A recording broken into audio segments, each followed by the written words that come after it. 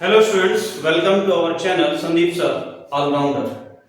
आज बात करते हैं, देखिए इस टेबल की हमने स्टडी की थी पिछले वाली क्लास में कि इनकी क्या क्या हेल्पिंग वर्ब और मेन वर्ब लगानी कैसे, वो सारी इसमें डिटेल में बताई है। प्रेजेंट, पास्ट और फ्यूचर और इंडेफिनिट कंटीन्यूअस परफेक्ट केस में किसमें क्या क्या है हमने सारा समझाया। अब इसमें हम सेंटेंस बनाने की प्रैक्टिस करते हैं, कैसे सेंटेंस बनाने हैं और इनको हमें यूज करना है। अभी हम प्रेजेंट इंडेफिनिट लेंगे तो हम ये छोड़ देते हैं, बाकी वर्ब करते हैं।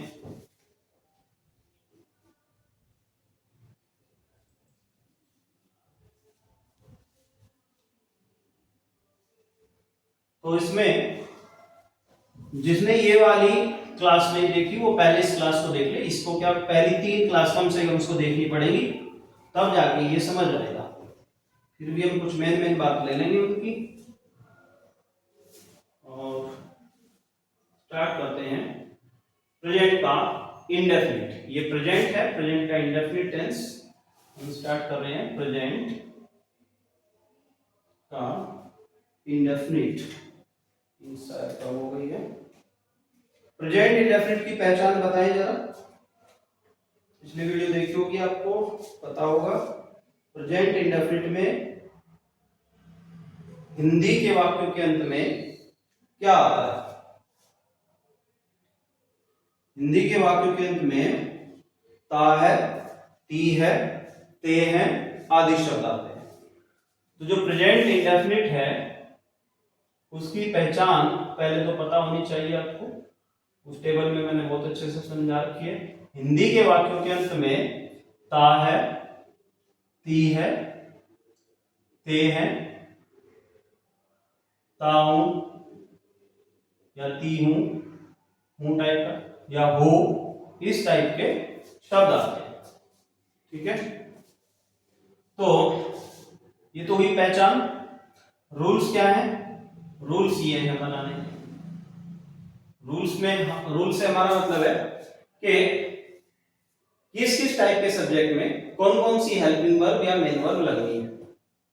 ठीक है भाई, तो सेंटेंस लेते हैं। सबसे पहले देखो ये 4 केस हैं, इनमें से पहले एक ले लेते हैं सिंगुलर सेंटेंस और पॉजिटिव सेंटेंस। जैसे वह जाती है, सिंपल सा ले लेते हैं, सिंपल सबसे छोटा सेंटेंस प्रेजेंट इंडेफिनिट का वह जाती। तो सब्जेक्ट देखेंगे इसमें क्या है, वह। मेन वर्ब देखेंगे क्या है, जाना। कौन सा टेंस है यहां से पता लगाएंगे, प्रेजेंट का इंडेफिनिट। ये 3 बातें तो कम से कम पता लगाना जरूरी है हर सेंटेंस में। ये पता लगाने के बाद आप स्ट्रक्चर पे आ जाइए। स्ट्रक्चर क्या थी हमारी, subject plus helping verb plus main verb plus object plus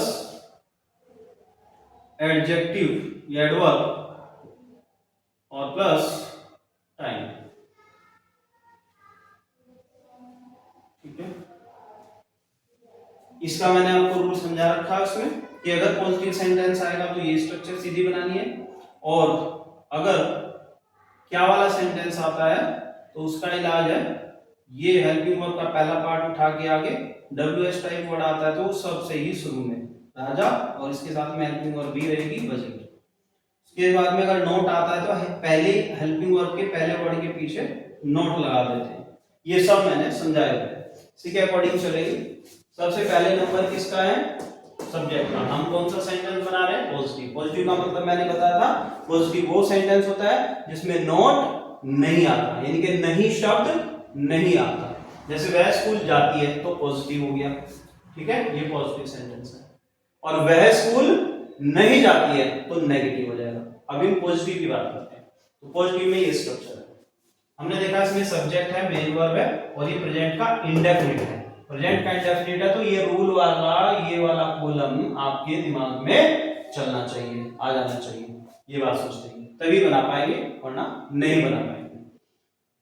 बात करते हैं सबसे पहले सब्जेक्ट। तो यहां से सब्जेक्ट उठाइए, वह जाती है, लड़की है, शी फीमेल है, तो हम क्या यूज करेंगे इसकी जगह, शी। मैंने बताया था आपको सबसे शुरू में पहली क्लास में। तो वह के लिए लगाएंगे शी। देखो किसका काम हो गया यहाँ पे, सब्जेक्ट का। सबसे पहले सब्जेक्ट है तो आपने सब्जेक्ट लगा दिया। दूसरा नंबर किसका है, हेल्पिंग वर्ब का। हेल्पिंग वर्ब क्या आती है किसमें, हम इस पे जाएंगे टेबल पे। पॉजिटिव सेंटेंस है, सिंगुलर है, इसमें हेल्पिंग वर्ब नहीं आती। हेल्पिंग वर्ब की जगह खाली है, इसमें सीधा वर्ब की फर्स्ट फॉर्म में एस आती है। तो आप भी जगह खाली छोड़ दो, हेल्पिंग वर्ब की जगह खाली है। के बाद मेन वर्ब। मेन वर्ब में क्या आता है, ये मेन वर्ब है सारी। तो मेन वर्ब की फर्स्ट फॉर्म में एस आता है। तो आप भी मेन वर्ब क्या है, जाना, वो फर्स्ट फॉर्म, और इसमें एस आएगा, क्या लगाएंगे, ईएस। क्यों लगाएंगे, मैंने बताया था O X C H S S H अगर लास्ट में दिखाई दे यहाँ पे तो ईएस लगाना। इनके अलावा कोई दिखाई दे और कोई कंसोनेंट या वोवेल तो उसमें क्या लगाएंगे, केवल एस। जैसे मैंने बताया प्ले में एस लगा देते हैं पीछे। मेन वर्ब हो गई। नेक्स्ट इसका नंबर आता है ऑब्जेक्ट का। अब जाती है, अगर कहीं स्कूल जाती है, मार्केट जाती है, ऑब्जेक्ट होता है तो वो लगा देते हैं, नहीं है तो कोई बात नहीं, छोड़ दीजिए। ठीक है, दूसरा सेंटेंस में लेंगे। सेंटेंस आपका कंप्लीट हो गया। इसमें कोई एडवर्ब या टाइम वगैरह की कोई बात नहीं की है। ठीक है, तो शी गोस, वह जाती है, बिल्कुल इजी है। क्लियर होगी बात। वह जाता है तो ही गोस, शी की जगह ही आ जाएगी। क्लियर होगी बात, सिंगुलर वाले में। ठीक है, संदीप जाता है तो संदीप गोस, रिया जाती है रिया गोस। क्लियर होगी बात, सिंगुलर पे ध्यान देना। मैं जाता हूं नहीं बोलेंगे, आई गोज नहीं बोलेंगे, क्योंकि आई सिंगुलर नहीं है, ये ध्यान रखना। यहाँ पे सिर्फ सिंगुलर की बात होगी। प्लूरल को ले लो, मान लो मैंने लिख दिया मैं जाता हूं। अब हमें सबसे पहले सब्जेक्ट पे फोकस करना है। सिंगुलर है कि प्लूरल है, मैं, तो मैं प्लूरल में आता है। मैंने आप लोगों को बता रखा है सिंगुलर में कौन आता है, ही, शी और इट, और एक सिंगल नाम। कौन, सिंगल नाम, ये सिंगुलर है। प्लूरल कौन है, आई, वी, यू, दे और दीज, दोस, दिस और दैट यहां जाएंगे, दिस और दैट। और नेम्स, या रिलेशन में बहुत ज्यादा है, ज्यादा नेम्स, वो सारे प्लूरल होते हैं। तो यहाँ पे आई प्लूरल वाला है। अब भाई प्रेजेंट इंडेफिनिट है, हमने पहचान लिया ये सब्जेक्ट है, ये मेन वर्ब है, और ये यहां से पता चल गया प्रेजेंट का इंडेफिनिट है। यहां तो प्रेजेंट इंडेफिनिट कह के स्टडी कर रहे हैं, लेकिन जब आपको बनाना पड़ेगा एग्जाम में या डेली लाइफ में, तो आप ये कह के नहीं, कोई सेंटेंस आएगा आपके पास में दिमाग में कि प्रेजेंट इंडेफिनिट है, इसको बनाइए, वो आपको खुद ही समझना पड़ेगा। पीछे ता है तो ये प्रेजेंट इंडेफिनिट है, तो मुझे इस टेबल पे जाना है। ये देखना पड़ेगा ये प्लूरल है मैं, तो प्लूरल वाला रूल लगाऊंगा। ये पॉजिटिव सेंटेंस है तो यहां जाऊंगा मैं पॉजिटिव सेंटेंस को देखूंगा। पॉजिटिव का प्लूरल देखना है, ये प्लूरल है और पॉजिटिव है, तो पॉजिटिव का प्लूरल ये वाला है। इस वाले रूल में कहा गया है कि केवल फर्स्ट फॉर्म लगेगी, कोई एस नहीं लगेगी, ना कोई हेल्पिंग वर्ब लगेगी। बात क्लियर हुई, दोबारा सुन लो बैक करके। तो प्लूरल में केवल वर्ब की फर्स्ट फॉर्म, इसके अकॉर्डिंग ही बनाना है। पूरी ग्रामर, पूरे सेंटेंस इसी फॉर्मूले से करेंगे, यही एक स्ट्रक्चर है, देखते जाना। तो सब्जेक्ट सबसे पहले आई, दूसरा नंबर हेल्पिंग वर्ब का, लगती नहीं भाई, खाली जगह छोड़ दो हेल्पिंग वर्ब की। ऐसे लाइन खींचो मत खींचो, ये मैं आपको समझाने के लिए खींच रहा हूं, नहीं तो जरूरी नहीं है तुम्हें ये खींचना है, मत खींचो इसको, सीधा ऐसे लिखो, ये समझाने के लिए लिख रहा हूं, बाद में बता दूंगा। हेल्पिंग वर्ब नहीं होती, मेन वर्ब पे आइए। मेन वर्ब क्या लगेगी भाई, ये सारी मेन वर्ब थी भाई, फर्स्ट फॉर्म, तो जाने की फर्स्ट फॉर्म क्या होगी, गो। कोई आगे ऑब्जेक्ट एडवर्ब टाइम कुछ नहीं है, फुल स्टॉप, सेंटेंस कंप्लीट, आई गो। ठीक है, ये मिटा देता हूं मैं आप यहां से। ठीक है, तो मैंने सब्जेक्ट हेल्पिंग वर्ब थी नहीं, मेन वर्ब लगी सीधी, हेल्पिंग वर्ब की जगह खाली थी तो खाली छोड़ दी, सब्जेक्ट हेल्पिंग वर्ब मेन, आई गो, मैं जाता हूं। और प्लूरल क्या आ सकते हैं, वे जाते हैं, तो आई की जगह चेंज हो जाएगा बस दे, दे गो, में जाते हैं। तुम जाती हो, तो यहां पे क्या जाएगा, बोलो, यू गो, प्लूरल हो गया। ठीक है, हम जाते हैं तो वी, हम के लिए क्या आ जाएगा, वी, हम जाते हैं तो वी गो। वह जाता है, क्या आ जाएगा, ही गो। ठीक है, अब मैंने ही लगा दिया, ही, कान खड़े करो, ही सिंगुलर है और सिंगुलर में क्या लगता है, गोज। बात समझ में आई? तो बी स्मार्ट, ही गोज आएगा और वी गो आएगा।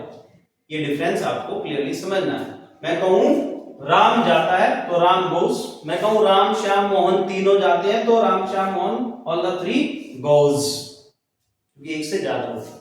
मेरा फ्रेंड जाता है तो माई फ्रेंड गोज, और मेरे मित्र जाते हैं, मेरा दोस्त जाता है, मेरा मित्र जाता है तो माई फ्रेंड गोज, और मेरे मित्र जाते हैं, बहुत सारे मित्र हैं, तो माई फ्रेंड्स गोज।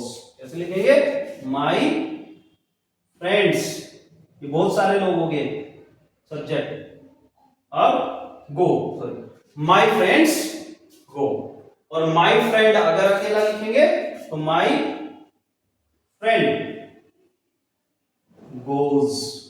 दोनों में डिफरेंस क्लियर हुआ? आई होप क्लियर हुआ होगा। चलिए अब इनके नेगेटिव सेंटेंस ले लेते हैं यहीं पे।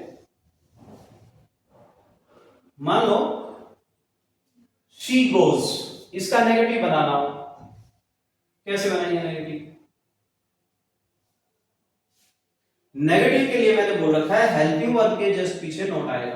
तो पहले देखो, अगर वह नहीं जाती है, सेंटेंस क्या बन जाएगा, वह नहीं जाती है, ये नेगेटिव हो गया, वह नहीं जाती है। एक को ही ले लेते हैं, हम इसको नेगेटिव बनाना चाहते हैं, वह नहीं जाती है, यहां लिखते मैंने नेगेटिव, माइनस लगा दिया, मैथमेटिक्स यूज कर रहा हूं, ये नेगेटिव है, वह नहीं जाती है, लिख देता हूं, वह नहीं जाती है। ठीक है, मैंने बताया था नेगेटिव सेंटेंस है, प्रेजेंट इंडेफिनिट है, कहां पहुंचेंगे, नेगेटिव सेंटेंस में, ये नेगेटिव वाला बोला है, तो नेगेटिव में डू या डज लगेंगे और वर्ब की फर्स्ट फॉर्म आएगी, ये चेक करना है। नेगेटिव होते ही तुरंत मेरे कान खड़े होने चाहिए और कहां पहुंचने चाहिए, टेबल पे। भाई रूल क्या लगेगा, नेगेटिव आ गया भाई, अभी तो पॉजिटिव था, नेगेटिव आते ही चेंज हो जाएगा कुछ सिस्टम, क्या चेंज होगा ये देखना है यहाँ पे, इधर आके कि भाई नेगेटिव सेंटेंस है, प्लूरल है, प्लूरल के साथ में डू होता है। देखो ये डज सिंगुलर का है और ये डू इस प्लूरल का है, तो प्लूरल के साथ में डू लगेगा और वर्ब की फर्स्ट फॉर्म आएगी, और नहीं आ गया है नोट भी लगेगा, दोनों बात ध्यान रखनी है। तो इसी स्ट्रक्चर से बनाएंगे। सबसे पहले सब्जेक्ट, सब्जेक्ट कौन है, वह, यानी कि शी। इसके बाद में हेल्पिंग वर्ब के जस्ट पीछे नोट आना है, तो हेल्पिंग वर्ब क्या है, वह की, शी सिंगुलर है, शी सिंगुलर है, सिंगुलर के लिए डज, तो शी डज। देखो सब्जेक्ट आ गया, हेल्पिंग वर्ब आ गई, और हेल्पिंग वर्ब के पीछे आना है नोट, तो शी डज नोट। ठीक है, अब मेन वर्ब की आएगी first form, she does not go, main verb. अब आप कहोगे कि यहां तो शी के साथ आपने गोज लगा दिया, यहां पे शी के साथ गो लगा रहे। हाँ भाई ऐसा ही है, यहां देख लो, दुनिया में एकमात्र जगह ये ही है जहां एस आता है, और यहां से अमेरिका लंदन तक कहीं भी एस नहीं आता। पॉजिटिव का सिंगुलर हो तो ही एस आता है, अगर पॉजिटिव का नेगेटिव हो गया ना, एस भाग गया, खत्म, केवल फर्स्ट फॉर्म आती है, बस एक ही जगह लगाते हैं एस, फिर तो भूल ही जाओ और कहीं लगाना ही नहीं है, फर्स्ट फॉर्म आएगी। क्लियर है? चलिए, तो शी डज नॉट गो, वह नहीं जाती। अब एक सेंटेंस आया था, क्या वह जाती है, ये इंटरोगेटिव सेंटेंस हो जाएगा, क्या वह जाती है। देखो शुरू का ही वर्ड ही आ जाए, क्या वह जाती है, क्या शुरू में मार्क ऑफ एक्सक्लेमेशन लगा, क्या वह जाती है। तो जब क्या आ जाए शुरू में ही, शुरू का वर्ड क्या हो, ध्यान देना बात पे, जब शुरू वाला ही लेटर शुरू वाला ही वर्ड क्या हो, तो उसके लिए उसकी इंग्लिश व्हाट यूज नहीं करते। उसका इलाज क्या है कि केवल हेल्पिंग वर्ब का एक वर्ड उठाओ और आगे ले जाओ सब्जेक्ट से, तो क्या का इलाज हो जाता है, हेल्पिंग वर्ब भी रहेगी और क्या का भी इलाज हो गया, क्या की इंग्लिश वही होती है। तो क्या वह स्कूल क्या वह जाती है, तो क्या वह जाती है, तो बस वह जाती है में क्या आ गया, तो क्या की हेल्पिंग वर्ब सिंगुलर है, वह सिंगुलर है और पॉजिटिव है, हेल्पिंग वर्ब क्या लगेगी इसकी, डू या डज में से, या इंटरोगेटिव है, इंटरोगेटिव में हेल्पिंग वर्ब क्या लगेगी, डज सिंगुलर, तो सबसे शुरू में हम हेल्पिंग वर्ब लगा देंगे डज। इस क्या का इलाज हो गया। अब वह जाती है सिर्फ ये बनाना, शी गोस, गोस लगाएंगे क्या, नहीं भाई, जब डज आ गया डू आ गया गोस की जरूरत नहीं, ईएस की जरूरत नहीं, सी डज शी गो, क्या वह जाती है, डज शी गो, क्या वह जाती है। स्पीकिंग में भी यूज कर सकते हैं छोटे छोटे सेंटेंस, सोचा करो दिमाग से, हर टाइम सोच करो, ओए मैं जाता हूं, आई गो, क्या वह जाती है, डज शी गो, हाँ वह जाती है, शी गोज। ठीक, इस तरह से अगर सोच में अपनी इंग्लिश ले आओगे, थोड़े थोड़े एक छोटे छोटे सेंटेंस सोचोगे, तो ये रूल भी क्लियर रहेंगे और स्पीकिंग भी आ जाएगी। तो डज शी गो, क्या वह जाती है, क्या वह नहीं जाती है, इसमें भी नेक्स्ट सेंटेंस आ जाता है, क्या वह नहीं जाती है, अरे मैंने तो देखा जाती है, बताओ क्या वह नहीं जाती है, ऐसे किसी को पूछना हो तो इसमें भी नेगेटिव आ जाए, इसका भी इंटरोगेटिव भी हो ये और नेगेटिव भी हो, क्या वह नहीं जाती, क्या करेंगे, डज तो शुरू में ही रहेगा भाई, शी शुरू में ही रहेगा। जो नोट मैंने बताया था हेल्पिंग वर्ब के पीछे आना है, अगर हेल्पिंग वर्ब आगे चली गई तो जाने दो, नोट का स्थान तो भाई पीछे ही रहने वाला है, नोट साथ साथ नहीं जाता। क्लियर होगी बात, या यूं समझ लीजिए ये सब्जेक्ट हुआ और ये मेन वर्ब हुआ, इसको क्रॉस करके उधर और इसको क्रॉस करके इधर नोट नहीं जाएगा, नोट पीछे ही रहेगा। हेल्पिंग वर्ब के पीछे रहता है नोट, पहली हेल्पिंग वर्ब डबल हो तो केवल पहला वर्ड, मैं बोल रहा हूं हेल्पिंग वर्ब के पहले वर्ड के पीछे नोट रहता है, और अगर वो हेल्पिंग वर्ब का पहला वर्ड आगे चला गया तो जाने दो, नोट की जो पोजीशन थी वही रहेगी, नोट नहीं हटेगा वहां से। तो भाई नोट की पोजीशन तो यहां पीछे थी और नोट यही रहेगा, आगे go as it is, she does she not, क्या वह नहीं जाती है। अब दो सेंटेंस और बचे हैं, एक के 6 कराएंगे हम और यही सब होते हैं, तो अब हम लिख देते हैं डब्ल्यूएच टाइप वर्ड ले लेते हैं, वह क्यों जाती है, वह क्यों जाती है, सेंटेंस आ गया, वह क्यों जाती है। तो भाई जब पहला वर्ड छोड़ के बाकी कहीं क्यों, कब, कैसे, किसने, क्या भी शामिल है, अगर ऐसा कोई सेंटेंस में कोई वर्ड आता है तो उसकी इंग्लिश सबसे शुरू में लगानी होती है, उसे बोलते हैं डब्ल्यूएच टाइप वर्ड।